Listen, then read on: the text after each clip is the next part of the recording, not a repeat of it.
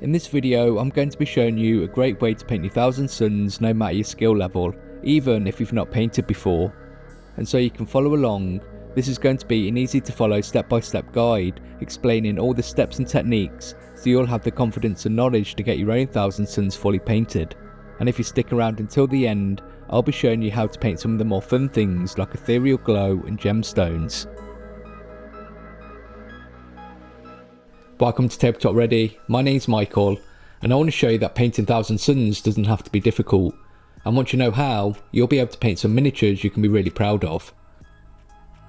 All the paints and brushes I use throughout this tutorial will be shown on the screen as I use them, and they'll also be listed in the description along with any hobby equipment I think you'll find useful, with affiliate links to where you can buy them.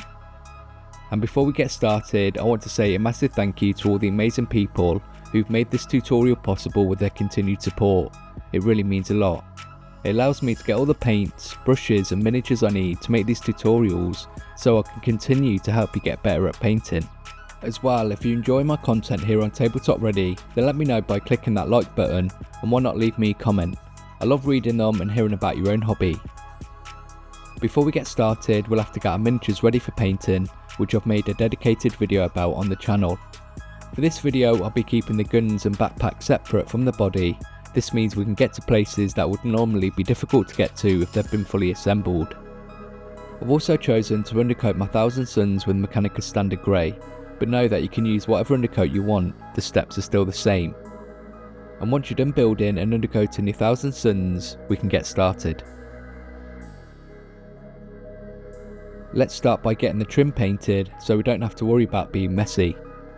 The first colour we want to get painted is Retributor Armour, and this is for all the trim on our Thousand Suns. For best results when painting, we always want to thin our paint, and I find an equal amount of water does the trick.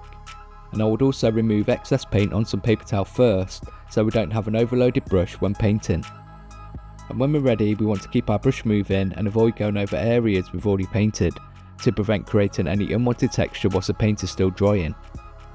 And when you're done, because we thinned our paint, it won't have covered very well, so let's repeat the process and paint another layer. This also means we can build up to a solid colour without losing any details in our miniatures. Just make sure each layer is fully dried first before doing another one. The next colour we want to paint is Lead Belcher for all the silver details, and this is done in exactly the same way as we did for our Retributor Armour. It's really important for us to get our heads around the basics of painting miniatures, especially when applying and using our paint, and practicing those basics will also help us achieve better looking miniatures. So the next thing to do on our metals is to apply a couple of shades. We want to use Right Colour Flesh Shade for our trim, and Norn Oil for our silver details. And when applying a shade, we want to use enough so we cover these areas comfortably to avoid it building up too much in areas we don't want it to. And if you do see this happening, then we can remove any excess we don't want with our brush. When both of our shades have dried, you'll see how they've helped to bring out all of those rivets and details. To bring out the details even more, we can do a dry brush, which is a nice easy way to pick out edges and raise details. We're using Stormhouse Silver, and we first want to work the paint into our brush before removing as much as we can on our paper towel until it's no longer coming off the brush. Once you're ready, let's move our brush rapidly across details, so these are the only areas which paint will deposit, leaving recesses and shallow areas untouched. Take your time doing this and build your highlights up slowly, as we don't want to overpower what you've already done. After you've done the dry brush, we've finished all of our metals, and we can move on to getting everything else painted. The next thing we need to work on is getting all of our other base colours painted. Let's start with the blue armour using Thousand Suns blue, again making sure we thin our paint and use multiple layers to build up to a solid colour. After that, before we paint any more of our base colours, we're again going to use a shade. We're using Druchii Violet, but this time we want to thin it down with an equal amount of Lamy Medium. This is going to dilute the strength of the shade so it doesn't overpower the colours we've just painted. Apply this thin wash in the same way as earlier across the trim and armour to help create even more definition, but also add some interest given our Thousand Suns tones of purple. We need to remember that we might not be very good at something when we're first starting out, and that it takes a lot of time and practice to learn new skills. We all have to start somewhere, and for me the most important thing to do is to make sure we're enjoying what we're doing. After that has dried, let's paint any yellow stripes using an equal amount of Avalon Sunset and Flashgitch Yellow. After that we can work on painting any black details using Abaddon Black. And when it comes to painting the loincloth, we can use Corax White. After you've gotten all of those details painted, take some time to neaten everything up before we move on to getting everything highlighted. Let's start with highlighting our armour, and instead of doing a dry brush, I want to show you how to edge highlight, and we're using Temple Guard Blue for this. The idea behind highlighting is to bring out any edges, areas and raised details to draw our attention to them and to make these features stand out even more. To make this easier, we can angle our brush and run it along an edge to create our highlight. And if you can't do this, then we just have to take our time painting thin lines where we want those highlights to be. Creating highlights this way is a lot less messier than doing a dry brush. For me, highlighting has to be one of the most important techniques to really practice and get good at. Not only will it help to improve the look of our miniatures, but it also helps to improve our brush control and hand-eye coordination, making us better miniature painters overall. Now we've learnt to line highlight, let's highlight any yellow stripes using Dawn Yellow. Then we can continue highlighting using Dawnstone on all of our black details. And before we move on to painting some of the more fun stuff, we can bring out the folds in our loincloth using Blue Horror. We're painting this into the shallow folds of the material, and we're doing this instead of a wash because it's less messy. And when you're done, we can highlight the loincloth with White Scar. I think we're now ready to paint the more fun stuff, which we're going to do in the last part of this tutorial.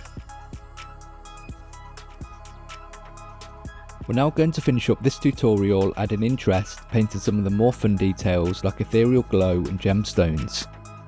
Let's start with the runes on any weapon casings, painting Temple Guard Blue into the recessed areas. And to make this easier, we can thin down the paint more than usual so it flows into these details better. For the bluish ethereal glow in their lenses and other areas, first paint Corax White, being as neat as we can, but it's okay if you need to neaten things up. Once you're happy with how everything's looking, we can apply some achromatic blue contrast to these areas, which is going to give us that blue ghostly colour. It's always worth spending that extra time and effort, adding interest and painting the more unique details. Not only is it more fun to do, but it really helps elevate our miniatures. The last thing I want to show you is how to paint any red gemstones you see around your Thousand Suns. Let's start with some Galvorback Red for our base colour. Next we want to paint the bottom 2/3 of the gem with Mephiston Red. After that, paint a line of Fire Dragon Bright around the edge of your gem. Finish with a dot of White Scar in the top corner where light is focused. For this tutorial, it was really important for me to show you that you're able to paint some amazing looking Thousand Suns regardless of your skill level, and that you're even able to paint the more fun stuff like ethereal glow and the different coloured materials. So let's see how they turned out. But before we see the reveal, I do want to take a moment to thank David, Craig George and Arcalis, who have all recently become supporters or has donated to the channel. Thank you so much. And if you enjoy the content here on TableTopReady and want to help support the channel as well, you can become a channel member or join my Patreon, which gives you access to our Discord, regular updates, and you'll get to watch videos and tutorials early.